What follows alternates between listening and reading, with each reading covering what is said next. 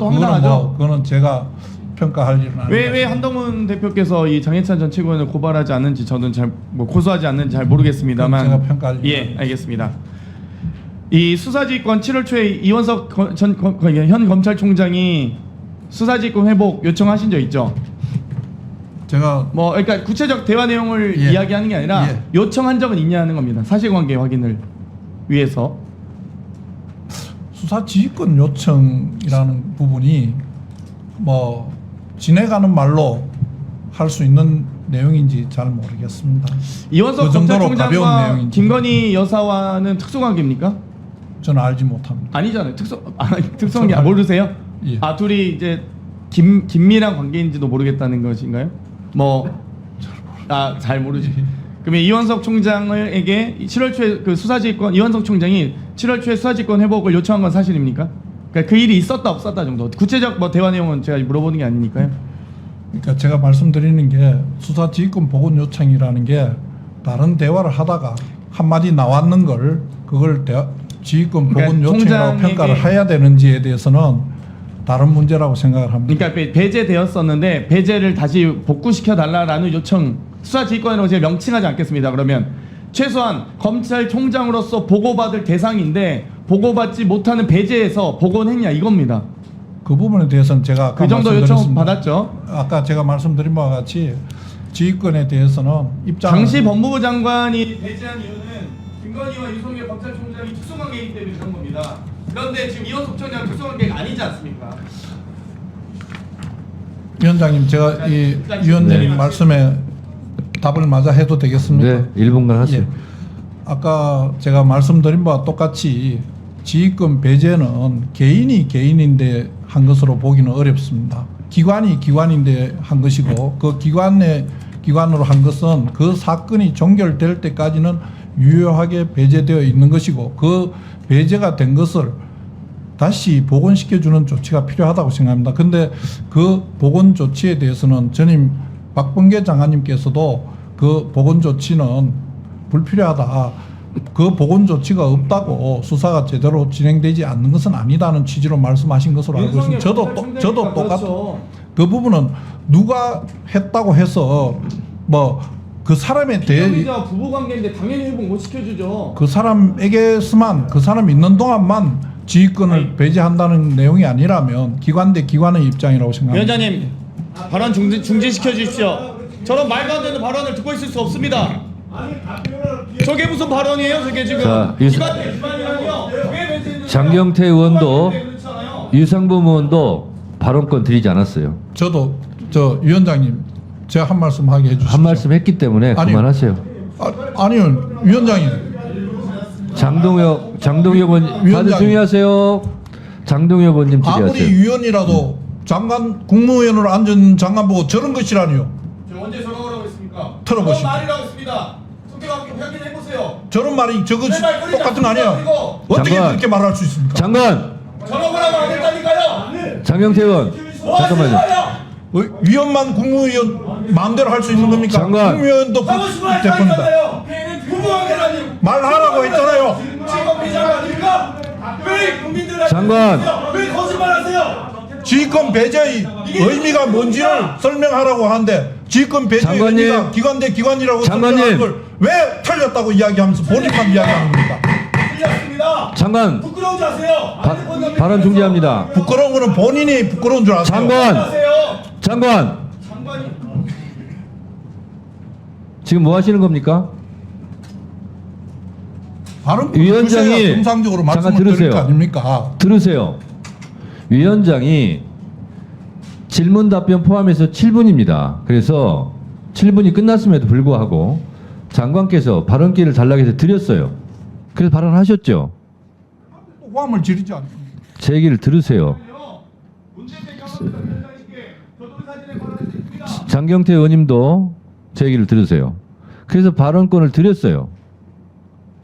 그럼 1분 발언하셨어요. 그럼 됐지. 드릴 수도 있고 안 드릴 수도 있는데 제가 재량으로 드린 겁니다. 그런데 지금 알겠습니다. 죄송합니다. 장관께서 의원하고 싸우러 온 거 아니죠? 예. 그런데 질의한 의원에 대해서 지금 같은 태도는 매우 부적절합니다. 알겠습니다. 위원장이 진행을 하면서 위원장의 개인에 대해서도 이러저런 의원님들이 공격도 합니다. 억울한 부분도 있지만 그냥 넘어가는 부분이 있어요. 그걸 어떻게 일일이 다 얘기합니까? 원활한 의사 진행을 위해서 그런 겁니다. 장관께서도 질의를 받다 보면 국민의힘 의원이 질의하면 좀 편하겠죠. 민주당 의원이 질의하는 부분에 대해서는 내용도 좀 불편하겠죠. 그렇지 않습니까? 제 발언하고 있어요. 그럴 수 있어요. 그러나 장관께서 국무위원을 말씀하셨기 때문에 국무위원은 국민들의 이러저러한 쓴소리, 단소리 다 듣는 겁니다. 그거를 못 듣겠다 그러시면 장관 하시면 안 됩니다. 그래서 방금 그런 태도 있잖아요.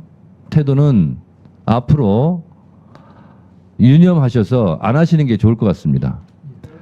다시 그러면 제가 사과를 요구하겠습니다. 그런데 이번 한 번이니까 그냥 넘어가기는 하겠으나 다시 네?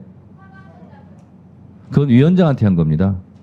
위원장한테 한 거는 제가 인정하겠고 개별 의원에게도 제가 사과를 요청할 수 있는데 오늘 그 부분은 일단 여기서 요 정도로 마무리하고 넘어가도록 하겠습니다. 장관님 아셨습니까? 예. 네. 요 정도 하자고요. 아니, 요 정도 하는 게 문제는 사실관계로 호도해서 말씀을 하시면 안 되는 거죠. 답변할 기회를 줬고 답변을 하는 중간에 뛰어들어와서 소리를 지르고 하니까 본인이 그 와중에 불필요한 얘기가 있어서 말씀을 한 거 아니에요. 자, 알겠습니다. 자, 알겠습니다. 알겠어요. 자, 알겠어요. 그러니까 제가 뭐라고 합니까? 유상봉 간사님도 장경태 의원님도 끼어들지 말라고 그랬죠. 상대방이 얘기할 때. 안 끼어들면 발생하지 않을 문제들이에요. 끼어들지 맙시다 하면서 끼어들어요. 그것도 하지 말자고 그랬죠. 제가 몇 번을 얘기합니까? 할 말 있으면 상대방 발언이 끝나고 의사진행 발언을 신청하든 뭐 하든 위원장의 발언권을 얻고 얘기하라. 그 규칙만 지켜지면 발생하지 않을 문제입니다. 앞에 앉아 계시는 정부 위원들께서도 마찬가지예요. 의원이 발언 기회를 주지 않고 자기 발언하고 끝냈어요. 근데 나는 억울해. 발언하고 싶어요. 그럴 때는 위원장한테 저도 발언 기회, 답변할 기회를 주십시오.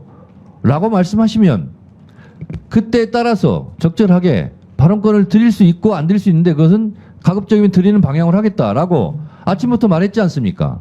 그게 지금 그렇게 하고 있어요.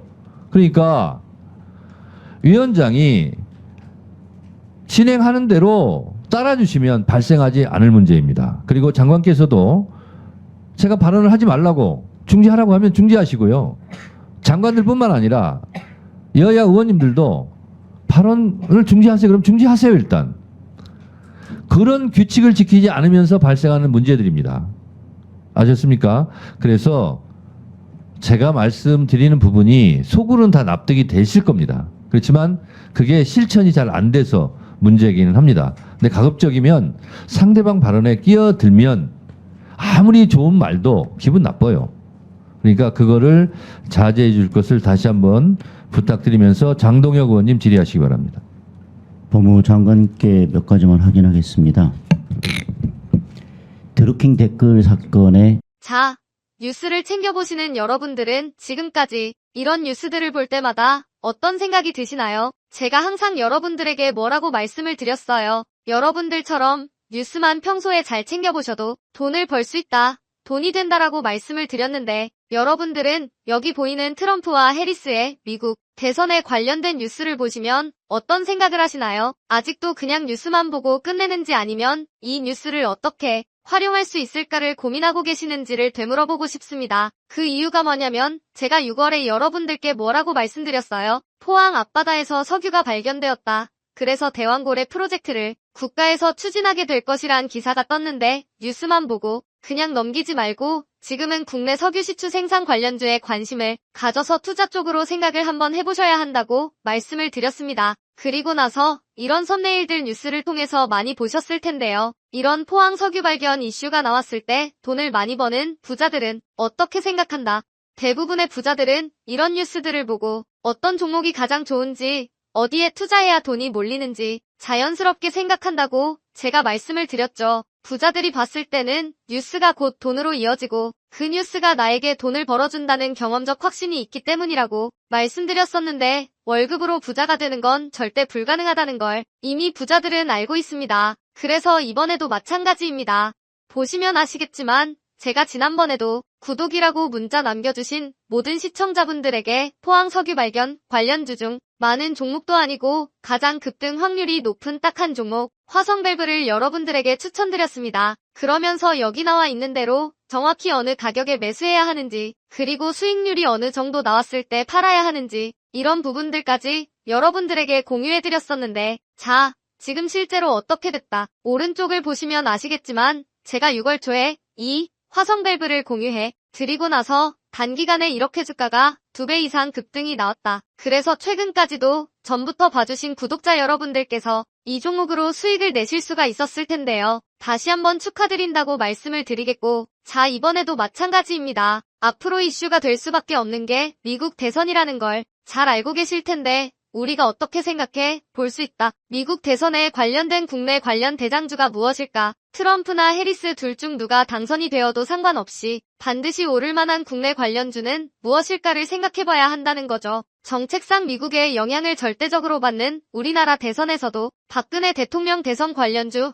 아가방 컴퍼니는 무려 2600% 가까이 상승했고 이명박 대통령 대선 관련주였던 이화공영은 4000% 이상 상승했던 건 다들 기억하실 겁니다. 그래서 대선주는 정말 중요합니다. 자, 그렇기 때문에 제가 이번에도 뭘 보내드린다. 지난번과 똑같이 제 번호 010-792-8273으로 행운이라는 문자를 보내주시면 링크 주소 하나를 보내드릴 건데요. 이 링크를 타고 방에 들어오시게 되면 미국 대선과 관련된 국내 관련 종목 중 앞으로 누가 당선되던 상관없이 국내 대장주 역할을 하면서 주가가 가장 크게 급등할 종목을 정확하게 사고 파는 시점을 받아보실 수 있습니다. 그래서 여러분들도 일상의 뉴스를 활용한 주식으로 돈을 버는 연습을 한번 해보시라고 말씀을 드리겠습니다. 영상을 보시는 시청자분들 중에 나도 이번 종목이 좀 궁금하다 하시는 분들은 누구나 상관없이 그리고 어느 시간대나 상관없이 부담 없이 이렇게 상단에 제 번호를 항상 남겨놓고 있습니다. 제 번호 010-792-8273 저에게 이런 식으로 지난번처럼 행운이라는 문자 보내주시면 제가 이번에도 똑같이 대선 관련 무료 추천 급등주 링크를 보내드리겠습니다. 이해되시죠? 그래서 제 번호 010-792-8273번호로 행운이라는 문자를 보내주시면 여러분들이 직접 뉴스를 통해서 돈 버는 연습을 해보실 수가 있는 거고 제가 돈을 받는 것도 아니고 투자를 대신해드리는 것도 아니니까 부담 없이 신청해주시면 되는 겁니다. 단돈 1만 원으로도 시작해도 괜찮은 게 투자와 재테크입니다. 그리고 수익이 나면 저는 다른 것은 바라지 않습니다. 제 채널의 구독과 좋아요 한 번씩만 눌러주시면 됩니다. 시청해주셔서 감사합니다. 제 채널의 구독과 좋아요 한 번씩만 눌러주시면 됩니다. 시청해주셔서 감사합니다.